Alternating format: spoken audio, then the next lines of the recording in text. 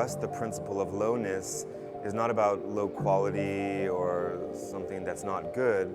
It's actually the opposite. It's about how can we achieve high performance, how can we achieve high value, how can we have a high quality of life, but without having to spend a lot of money, without having to consume a lot of energy, without having to damage the environment. So for us, lowness is a form of minimalism that takes into account the energy cycles of the things that we produce.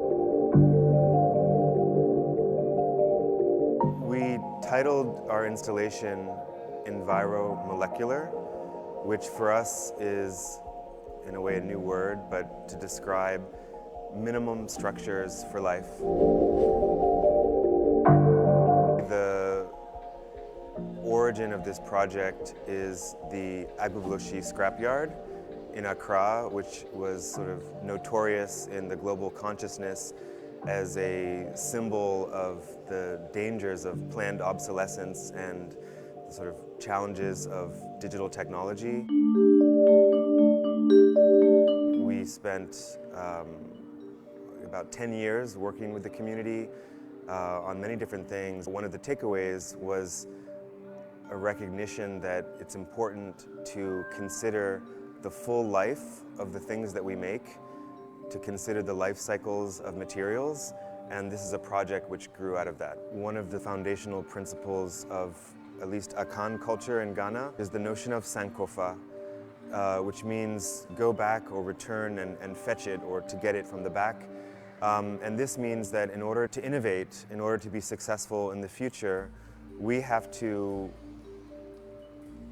understand and pay attention to the knowledge of those who have come before us. So the reason why we've invested so much in this project over the past 10, 20 years is because we know that the current projections for our planet is that it will be African. More than 1 in 3 people on the planet will be African by the end of the century. Actually, we don't need to ask what Africa can do or what can we do to somehow deal with this future, because it's actually been done already. So the knowledge that has already been formed in the past, in Africa's past, has been shrouded. And with this project, we're interested in sort of removing some of those veils and revealing this knowledge which has been here lying and waiting for us for literally millennia.